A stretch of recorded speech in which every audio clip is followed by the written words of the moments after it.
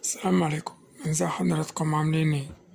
طبعا في البداية انا فاتح القناة لاجل الرزق ليا، لان انا رجلي وجعاني، عندي اعاقة في رجلي.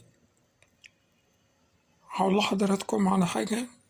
انا القناة ما بيدخلش في جيبي شلم. ليه؟ لان القناة اصلا شبه واقفة.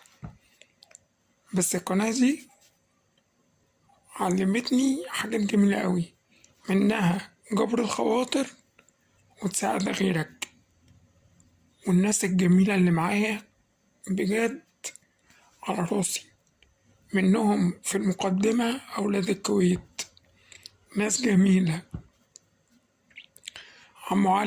عمو علي شخصية جميلة جدا. أستاذ فيصل مش فيصل، بجد راجل الله أكبر عليه. طبعا مش عايزة أنسى حد. بجد حضراتكم كلكم ناس جميلة جدا، بصراحة والله العظيم. يعني أنا كنت عامل القناة لجلب الرزق، بس مش عارف القناة مش شغالة ليه.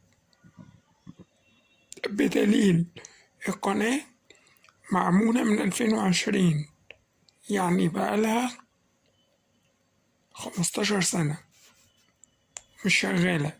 دي حاجة. الحاجة التانية، 2 مليون مشاهدة، الحمد لله رب العالمين. بس الربح ليا الناس الجميلة اللي أنا أعرفها. حضراتكم على دماغي، كفو من حضراتكم. السلام عليكم.